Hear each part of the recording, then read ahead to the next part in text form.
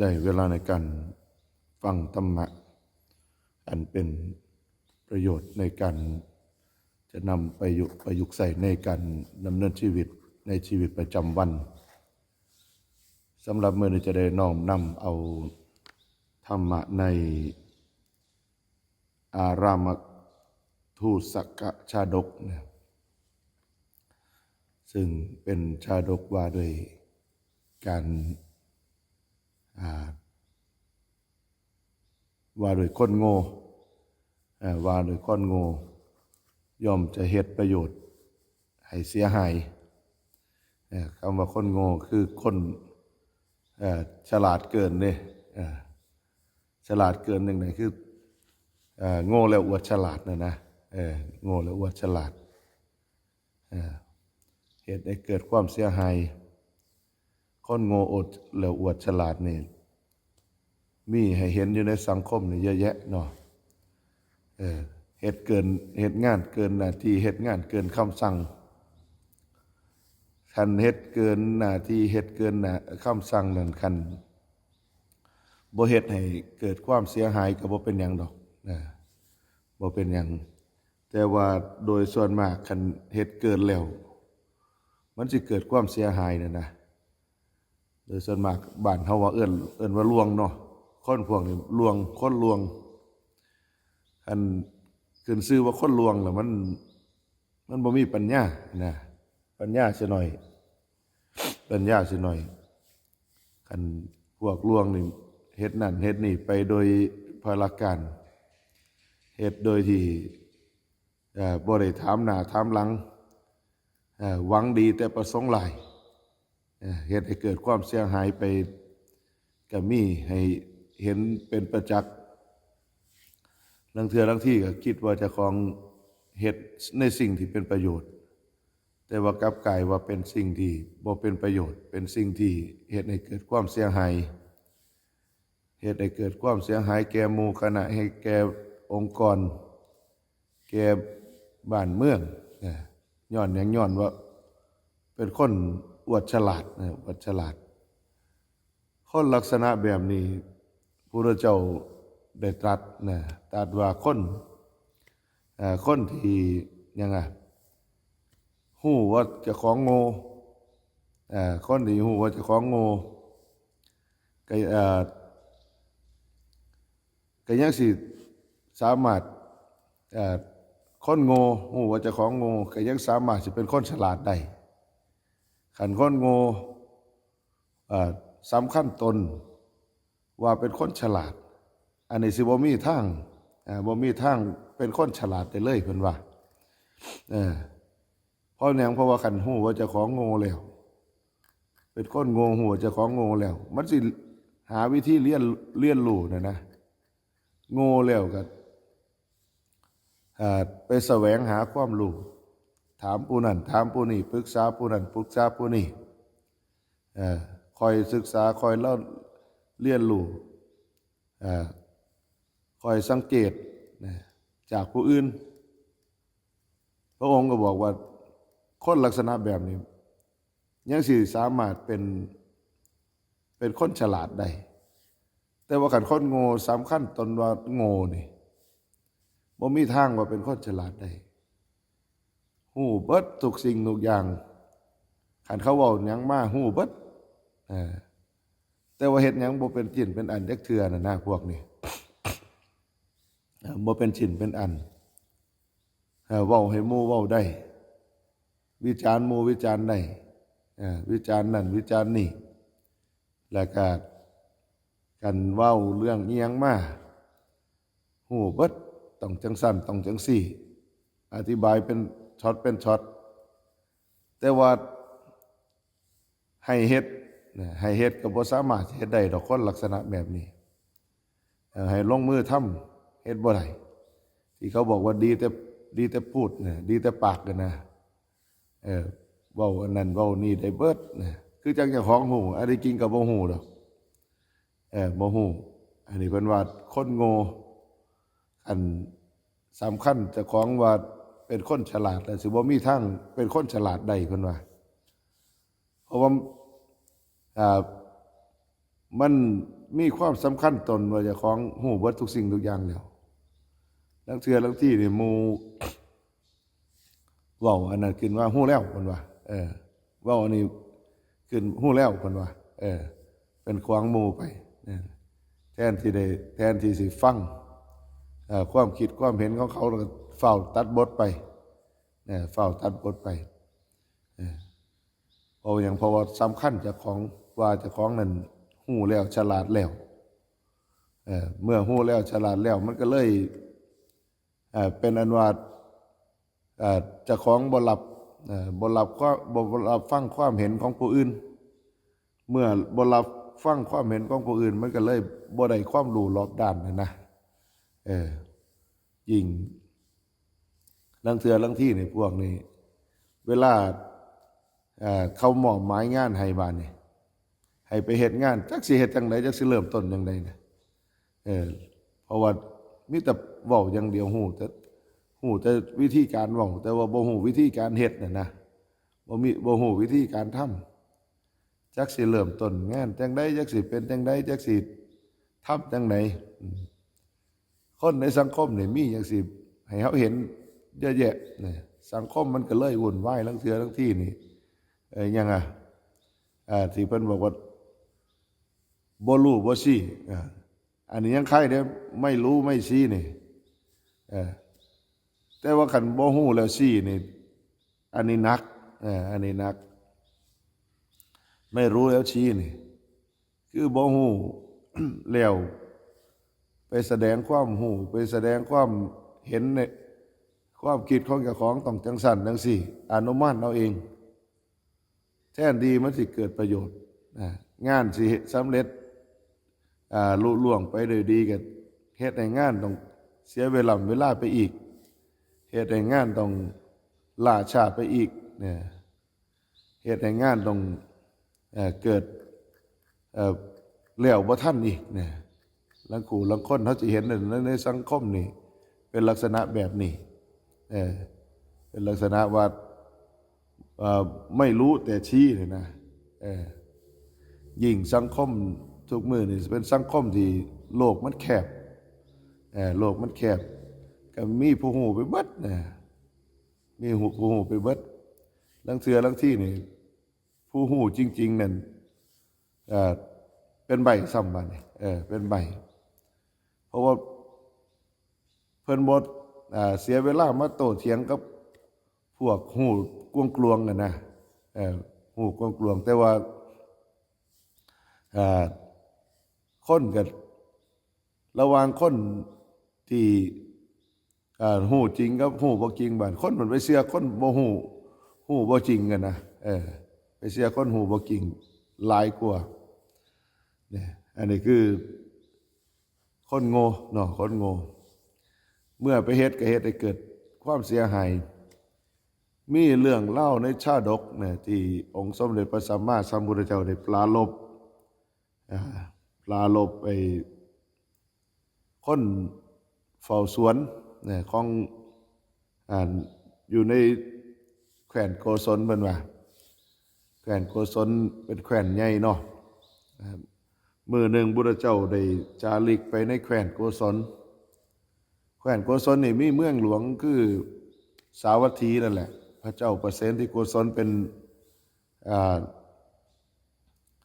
นเจ้าของนครแต่ว่าพระองค์เสด็จจาริกไปลอดแล่มไปหม่องหันหม่องนี้พอไปแล้วก็คนไปฮอดหมู่บ้านตำบลหนึ่งไปฮอดหมู่บ้านตำบลหนึ่งกูดุมพี่ในเมืองนั้นในทินนั้นเห็นเกิดความเลื่อมใสกับนิมนต์พระพุทธเจ้าได้ไปพักในสวนของเจ้าของเข้าไปพักไปพักผ่อนอิริยาบถหรือว่าไปจำวัด อยู่ในสวนของเจ้าของที่นี่ เมื่อเข้าไปแล้วกูดุมพี่ก็บอกว่าแล้วแต่พระคุณเจ้าสิเลาะเบิงเด้อสวนเขาหน่อยพอว่าจังสั่นแล้วไปซีกหนึ่งเจ้าของกับพระไปทั้งหนึ่งแล้วแต่พระทั้งหลายทั้งปวงก็ แยกย้ายกันไป ที่นี่พระเพิ่นก็เลาะไปทั่วสวนน่ะไปเห็นอยู่เดินหนึ่งของกว้างแฟนเติดก็เลยถามกูดมพี่ว่าท่านกูดมพี่ว่าท่านน่ะเป็นอย่างสวนของท่านน่ะมองหันมองนีคืออุดมสมบูรณ์ต้นไม้ดอกไม้ไม่ดอกไม้ผลงอกงามอุดมสมบูรณ์เป็นอย่างมองหันมันคือแปลนเติดคือบ่ปลูกอีหยังกันนะมันเฮาก็สิสงสัยนั่นแหละว่าที่หลายๆนี่ปลูกเป็นหยังมองนี่คือเหลือไว้สินะคือเหลือไว้กูดมพี่ก็เลยว่าโอ้ยอย่าสิว่าเท่ากันหน่อยว่าซั่นอย่าสิเว้าซะอย่าสิเว้าเถาะมันมีคนเฝ้าสวนของกันหน่อยผู้นึงว่าซั่นนะเฝ้าสวนของกันหน่อยเวลาให้มันดูแลต้นไม้เวลามันหดต้นไม้ปลูกเอาต้นไม้มาปลูกมองนี่ปลูกจังได๋มันก็บ่ใหญ่บ่โตจักเทื่อย้อนว่ามันฉลาดเกินว่าซั่นนะมันฉลาดเกินมันเวลามันสิหดต้นไม้นี่มันก็ถอนหากต้นไม้มาเบิ่งซะก่อนว่าหากมันยาวส่ำใดมันสิได้หดไปฮอดหันว่าซั่นน่ะนี่คนโง่และอวดฉลาดนะโง่และอวดฉลาดว่าคันต้นไม้หากมันยาวมันปงยาวก็สิได้หดน้ำหลายหากมันสั่นก็สิหดน้ำน้อยว่าสินะเบิ่งหากมันซะก่อนว่าซั่นหากมันแตกบ่ว่าซั่นน่ะต้นไม้ลกดูมันก็ตายแล้วเนาะลกขึ้นมาเบิ่งหากมันก็จำลงไปคือเก่าเพื่อประหยัดน้ำหมดนะเพื่อประหยัดน้ำมันก็เลยเฮ็ดให้เบิ่งนั่นต้นไม้บ่ใหญ่จักเทื่อว่าซั่นส้มที่มันใหญ่น่ะคือปลูกแต่ก่อนคนเฝ้าสวนคนนี่สิมานั่นนะคนเฝ้าสวนคนนี่สิมาปลูกดูแลจนต้นไม้ใหญ่พุ่นละมันลกบ่ได้มันถอนบ่ได้นี่คือคนโง่นี่คนโง่และอวดฉลาดโง่และอวดฉลาดเฮ็ดให้เกิดความเสียหายเฮ็ดให้ประโยชน์ของผู้อื่นเสียพังทลายเสียหายไปบ่ได้ประโยชน์ที่นี่พระทั้งหลายทั้งปวงร่วมทั้งกุฎุมพี่นั่นก็กราบทูลพระพุทธเจ้านั่นแหละพระพุทธเจ้าก็เลยบอกว่ามันโมเมนต์สมัยทุกมื้อนี่ดอกเด็กน้อยผู้นี้คนเฝ้าสวนคนนี้ที่เฮ็ดให้ ต้นไม้ของท่านตายของเจ้าตายแต่ก่อนมันก็เฮ็ดคือกันว่าซั่นน่ะแต่ก่อนก็เฮ็ดคือกันผู้เดียวก็เลยได้เล่าเรื่องเล่าในอดีตเนี่ยให้ฟังว่าในสมัยหนึ่งพระเจ้ากรุงพาราณสีพระเจ้าพมทัตครองเมืองในกรุงพาราณสีนี่พ่อเจ้าบ้านเจ้าเมืองเป่าประกาศเป็นว่าเป่าประกาศ งานมหรสพงานเล่นนักขัตฤกษ์คำว่ามหรสพนักขัตฤกษ์นี่ก็คือยังงานกาชาดงานบุญนี่ละงานบุญงานเทศกาลนั่นเทศกาลนี่นะคนสวนคนนี่ก็อยากไปเล่นนะอยากไปเที่ยวอยากไปเที่ยวอยากไปเล่นคือกันหมู่เขาตีกองตุ่มอยู่หุ่นเปิดเครื่องเสียงเกิดอันนั้นอันนี้ม่วนเฮฮาอยู่จะคล้องกับเมาแต่ดูแลสวนน่ะนะเมาแต่เบิ่งสวนเมาแต่เฝ้าสวนได้ยินเสียงกับดนตรีปีกองก็อย่าไป อยากไปน้ำเขาเฮ็ดจังไดว่าซั่นน่ะที่นี่ในสวนนั่นในอุทยานน่ะมันก็มีลิงฝูงหนึ่งเพิ่นว่ามีลิงฝูงหนึ่งเอ่อมีหัวหน้าลิงนี่โง่เพิ่นว่าจ่าฝูงนี่โง่ ด้วย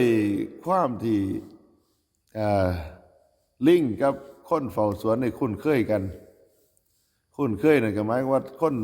เฝ้าสวนนี่ก็บ่ได้ไล่บ่ได้นั่นเวลาลิงมันมากินหมักไม้หมักไล่อยู่ในสวนก็ให้มันกินหรือแม้กระทั่งหาหมักไม้หมักไล่มาให้มันน่ะนะมันก็เลยคุ้นเคยกันคุ้นเคยกันก็เลยคล้ายๆว่าคุยกันรู้เรื่องนะคุยกันรู้เรื่องคนเฝ้าสวนก็คุยกับลิงกันล่ะลิงก็บอกว่าไปรอดว่าซั่นน่ะคอยสิดูแลให้ว่าซั่นเบิ่งติล่ะลูกน้องคอยบ่อึดว่าซั่นน่ะลูกน้องคอยบ่อึดลูกน้องคอยมีหลายเจ้าไปเที่ยวให้สบายใจรอดว่าซั่นกลับมานี่ต้นไม้เจ้านี่อุดมสมบูรณ์แน่นอนงอกงามเขียวชอุ่มรสว่าซั่นน่ะเชื่อใจข่อยเพิ่นว่าเชื่อใจข่อยคนสวนก็ไปด้วยความสบายใจนะไปด้วยความสบายใจว่ามีคนเฝ้าสวนในแทนเฮาแล้วนะนี่ลังเทื่อลังที่นี่มอบหมายงานให้คนต้องเบิ่งในคนนำเด้มอบหมายอันนั้นอันนี้ให้คนดูแลไปมอบหมายสวนให้ลิงมันก็เก่งกันแล้วเนาะที่นี่พ่อฮอดเวลาฮดต้นไม้ฮอดเวลาฮดต้นไม้คือคนเฝ้าสวนก็บอกว่าเวลานี่ต้องฮดมองนี้ต้องเอาน้ำใส่ตรงนี้มันก็คล้ายๆว่าได้นะหลับปากกันแล้ว อย่างดีฮอดเวลาลิงก็เอิ้นหมู่มาซอยกันฮดมันสิได้เร็วว่าซั่นแต่ว่าก่อนสิฮดแต่ก่อนสิฮดนี่อันไปลกบอกลูกน้องเจ้าของบอกว่าให้ลกต้นไม้มาเบิ่งสักก่อนเพิ่นว่ามันจังสิบ่เปลืองน้ำว่าซั่นสิบ่เปลืองน้ำหากมันแผ่ไปฮอดไสแล้วก็พากันลกต้นไม้มาลกต้นไม้มาแล้วก็ปลูกลงไปฮดบาดนี่ลกขึ้นมาเบิ่งหากมันต้นไม้มันลกแล้วปลูกลกแล้วปลูกมันก็ตายเลยเนาะแต่ขนาดปลูกเทื่อเดียวลังเทื่อมันก็ยังตายอยู่คนสวนก็ยังดีใจอยู่ว่ามีคนดูแลสวนแทนแล้วก็ไปเที่ยวม่วนอยู่แล้วบ่ได้คิดว่าสิเกิดความเสียหายให้เกิดกับเจ้าของกันนะก็พอกลับมาบ้านนี่ล่มจับแล้วเอ้าต้นไม้คือตายนะสิบ่ตายยังไงเนาะมันถอนขึ้นมันลกขึ้น นี่แหละการสี่ใส่ผู้ใดเฮ็ดเวียกเฮ็ดงานแทนใส่ผู้ใดเฮ็ดเวียกเฮ็ดงานแทนเขาก็ต้องพินิจพิจารณาเบิ่งกันแหละผู้ใดควรปล่อยมือผู้ใดบ่ควรปล่อยมือนะคำว่าปล่อยมือก็หมายว่าผู้ใดสิสามารถรับผิดชอบงานใดไว้วางใจงานใดคันบ่สามารถปล่อยงานใดปล่อยมือใดบ่รับผิดชอบงานบ่รับผิดชอบงานมันก็บ่เป็นตาไว้ใจวางใจที่ให้งานสำคัญนั่นนะลังเทื่อลังที่ในงานเฮาเป็นงานสำคัญแต่ว่าไปไว้ใจวางใจเมื่อไว้ใจวางใจพอฮอดถึงข้าวทรงงานบ่แล้วก็ยากอีกแล้วบัดนี้ถูกเสียค่าปรับถูกอันนั้นอันนี้ไปเพราะว่าอย่างเพราะว่าลังคนมันเลาะแหละบ่ได้คิดถึงว่าเฮาสิเสียประโยชน์จังใดนั่นนะบ่คิดว่าเฮาสิลำบากจังใดบ่คิดว่าเฮาสิถูก ถูกปรับจังใดอะนะเพราะว่าเอ่อนี่คือการใส่คนใส่คนบ่ถูกงานการใส่คนบ่ถูกงานเนี่ยเฮ็ดให้ประโยชน์เสียหายเพิ่นว่าคิดว่าเจ้าของเฮ็ดประโยชน์แต่ว่ากลับทำให้เกิดความพินาศเฮ็ดให้เกิดความพินาศสังคมในทุกมื้อนี่ก็มีคนลักษณะแบบนี้เยอะแยะลังเทื่อลังเที่ยเนี่ยเขาก็ว่าให้งานไปแล้วพร้อมงานไปแล้วเขาสิเขารับผิดชอบงานสิแล้วแต่ว่าไปมากๆงานมันบ่แล้วผ่านไปเป็นเดือนเป็นปีก็ยังคือเก่าอยู่ซั่นนะไปมาๆเฮาต้องมานับหนึ่งใหม่นี่สิลังเทื่อลังที่นี่คันเป็นงานสำคัญเขาก็ผ่านไปแล้วเขาก็บ่เอาซ้ำก็เกิดเหตุเกิดนั่นไปเพราะนี่แหละเพิ่นยังบอกว่าคนโง่เนาะคนโง่บ่เฉลียวฉลาดคันเฮาต้องการประโยชน์ต้องคัดสรรคนการเลือกคนมาเฮ็ดงานมันจะสิเฮ็ดให้ประสบผลสำเร็จได้จังสิเฮ็ดให้เกิดงานนั้นสำเร็จได้ลังเทื่อลังที่นี่ทุกมื้อนี่สังคมทุกมื้อนี่มันบ่ได้มองถึงงานเท่าใดดอกบ่ได้มองถึงงานเท่าใดคันแม่นหน่วยงานองค์กรก็โดยส่วนมากก็สิมองถึงพวกพ้องเนาะอันใดสิเฮ็ดให้เจ้าของอยู่รอดปลอดภัยอันใดสิเฮ็ดให้เจ้าของได้ประโยชน์เอาพวกพ้องของเจ้าของมาถลุงกันนะเสียหายกับยามันหน่วยงานองค์กรบ่แม่นของเฮาจังซี่นะเอามารักษาผลประโยชน์เขาจะเห็นในสังคมนี่เยอะแยะลักษณะแบบนี้จักคนที่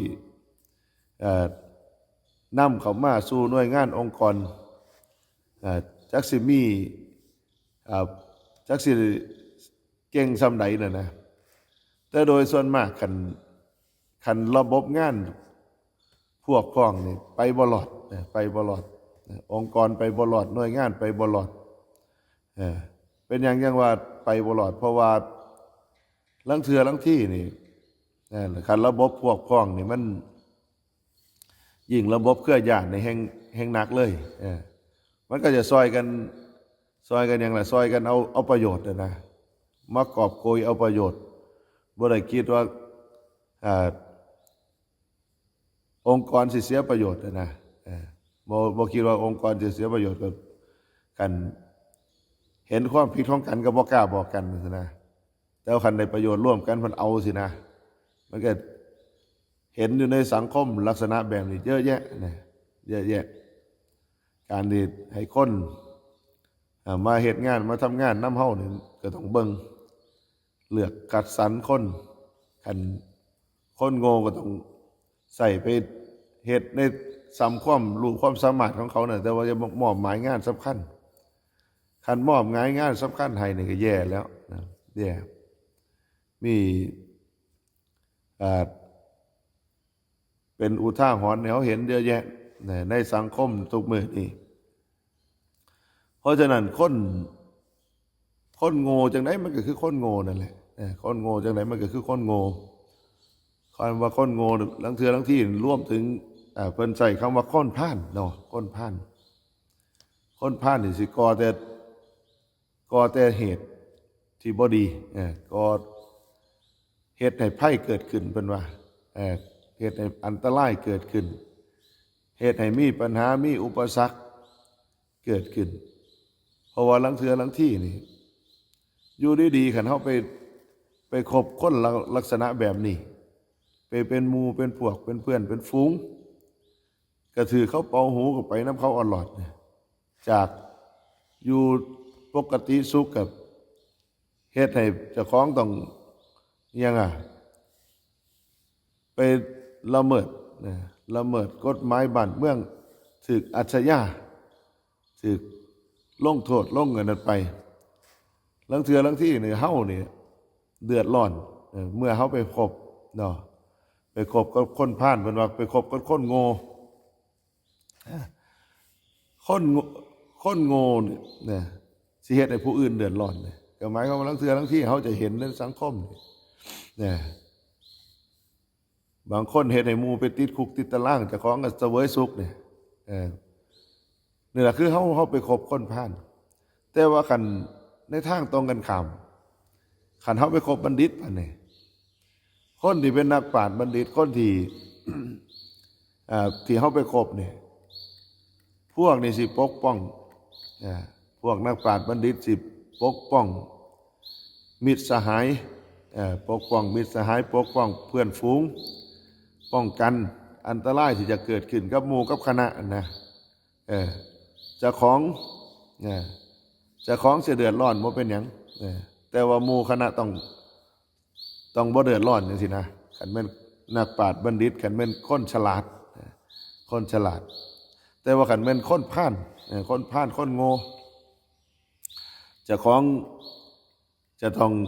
ปลอดภัยแต่ว่าหมู่สิเดือดร้อนบ่เป็นหยังนะ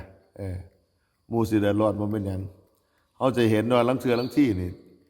บางคนเนาะเวลาไปเที่ยวงานเที่ยวนั่นไปกวนงานเขาแล้วสุกหลังหมู่ใส่น่ะนะเจ้าของหนีซ้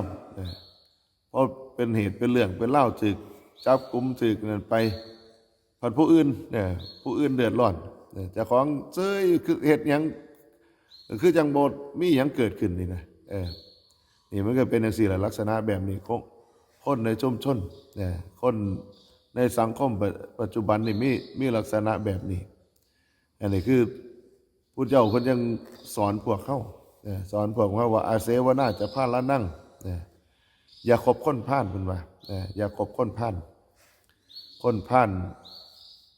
แล้วเขาจะรู้ได้ยังไงว่าบุคคลนั้นเป็นคนพาลเพิ่นว่า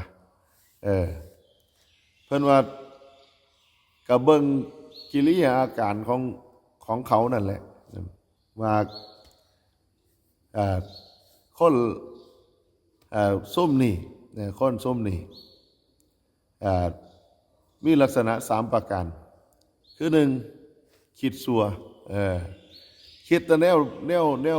วบ่ดีคิดแต่แนวบ่ดี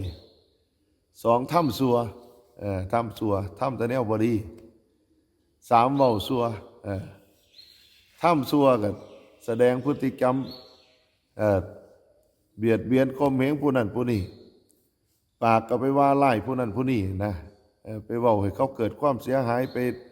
เว้าให้เขาอันนั้นอันนี้พวกนี้สิมองผู้อื่นเป็นศัตรูเบิดเนี่ยมองผู้อื่นเป็นศัตรูคิดไล่เว้าไล่เว้าบ่ดีไปส่อเสียดไปยุยงให้เขาแตกแยกสามัคคีกันไปเว้าใส่ร้ายใส่ความเขาผู้นั้นผู้นี้เนี่ยอันนี้คือลักษณะของคนเว้าซัวเด้คนเว้าซัวคนลักษณะของคนเว้าซัวสิเป็นลักษณะแบบนี้ไปเว้าให้ร้ายเขาจังสั่นจังซี่คิดก็คิดแต่ในเรื่องบ่ดีอันใดเป็นความบ่ดีอันใดเป็นสิ่งที่ตรงกันข้ามกับคนที่เป็นนักปราชญ์บัณฑิตเขาเฮ็ดในพวกนี้สิเฮ็ดตลอดนะนี่ล่ะเขาก็เบิ่งลักษณะแบบนี้เพิ่นว่าเบิ่งเนี่ยอันนี้เป็นลักษณะของคนพาล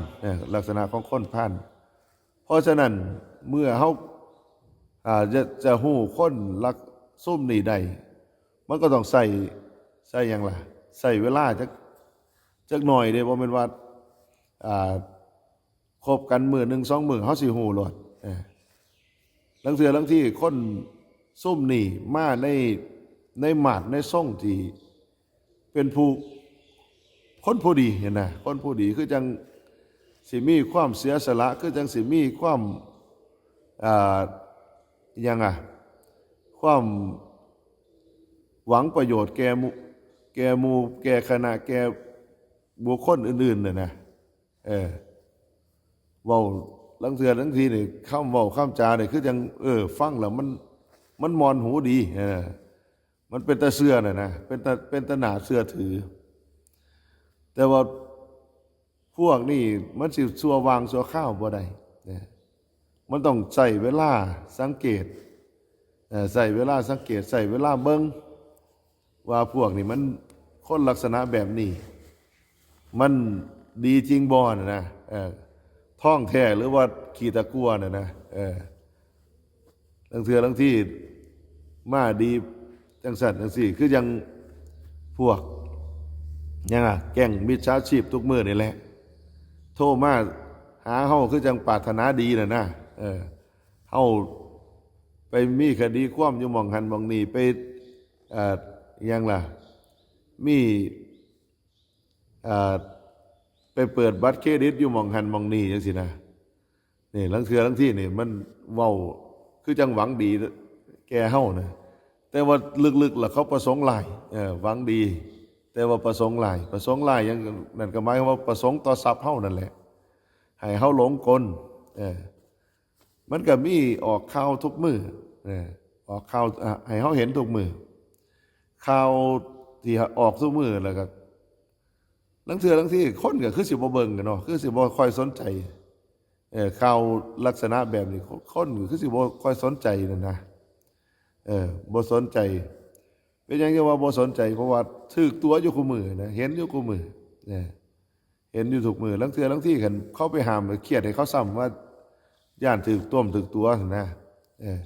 ไปเครียดให้เขาซ้ำผู้ไปห้ามว่าจะไปเสือเขาหลายจังซั่นจังซี่บัด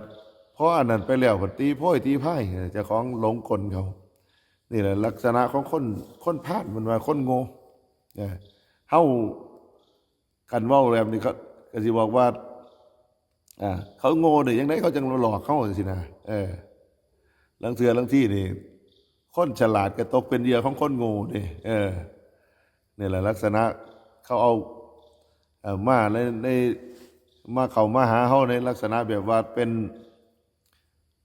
ผู้หวังดีผู้หวังดีเพราะฉะนั้นก็ต้องพิจารณาใครควรตั้งสติให้ดีตั้งสติให้ดีเขาทรงนั่นทรงนี่มาเพราะว่าโทรศัพท์ทุกมือนี่มันยังล่ะมันมีเทคโนโลยียังเจริญเขาส่งข้อมูลอันนั้นนี่มาให้เขากดอันนั้นต่อไปเนี่ยกดลิงก์กดหยังเนี่ยเพิ่นเอิ้นว่ากดลิงก์เนาะก็ต้องระมัดระวังคันบ่แน่ใจก็บ่ต้องไปกดลบทิ่มก็ได้โทรศัพท์ทุกมื้อนี่มันรับอันนั้นนี่เขาส่งมาให้ทุกมื้อนั่นแหละจักส่งอีหยังแหน่มาก็ต้องไข้ควรต้องพิจารณาเบิ่งคันเฮามีความอยากมีความอยากเป็นที่ตั้งนี่ก็ตกเป็นเหยื่อเด้สิตกเป็นเหยื่อเขาคนอยากเป็นมีความอยากเป็นที่ตั้งหยังคือหนึ่งอยากฮู้อยากฮู้อยากเห็นว่าเขาส่งอีหยังมานะลังเทื่อลังที่เขาส่งมาตัวบ่แม่นว่าลังเทื่ออะไรโดยส่วนมากส่งมาตัวส่งมาตัวเรื่องนั่นเรื่องนี้อันนี้คืออยากฮู้อยากเห็นนี่บางคนก็อยากทดลองนะพอกดเข้าไปแล้วเขาควบคุมโทรศัพท์ทันทีนะแบบนั้นก็มีนะควบคุมโทรศัพท์ควบคุมสื่อโซเชียลต่างๆที่เฮามีอยู่นั่นเนี่ยอันนี้อยากฮู้อยากเห็นสองก็อยากได้แล้วบัดนี้อยากได้ความอยากได้บางเทื่อทั้งที่อย่างเขาส่งมาบอกว่าคุณมียอดเงิน800,000รออนุมัติมันว่าให้กดตามลิงก์นี้มันว่าพอกดเข้าไปแล้วก็แทนที่สิได้นั้นเสียแล้วบัดนี้นั่นแหละเพราะฉะนั้นต้องใครควรพิจารณาเบิ่งโลกมันจะเลิ่นคนมันก็พัฒนาไปนำพัฒนาไปนำนั่นก็หมายความว่าพวกมิจฉาชีพพวกหลอกลวงมันก็พัฒนาไปนำนี่ตำรวจทหารจับได้อยู่คู่มือในพวกไปอย่างละไปเปิดบัญชีไปขายให้พวกแก๊งยังเขาเอิ้นสแกมเมอร์พวกมิจฉาชีพบัญชีมานี่ลังเทื่อลังที่พวกนี่เขาก็ต้องระมัดระวังลังเทื่อลังที่โทรมาบอกว่าโอนเงินผิดโอนขึ้นมาให้แน่นี่อย่าไปโอนเด็ดขาดเนี่ยอย่าไปโอนเด็ดขาด เออคันเขาบอกว่าเขาโอนเงินเขามาให้เฮาผิดเนี่ยบอกให้เขาไปดำเนินการเอาเองเลยเนี่ยไปแจ้งความตำรวจให้เขาไปธนาคารมันเอ่อเขาสิเฮ็ดของเขาดอกคันเฮาโอนไปนี่เสียหายเด้เสียหายอาจจะเป็นผู้ร้ายที่สำคัญเด้อซ้ำไปคำว่าผู้ร้ายที่สำคัญนั่นคือหมายความว่าเวลาเขาโอนกลับไปบัญชีเขาเนี่ยอาจจะเป็นบัญชีม้านะเขาก็จะหาว่าเขาเปิดบัญชีม้าอันนั้นนี่โอ้อันนี้เป็นเรื่องใหญ่แล้วบานพวก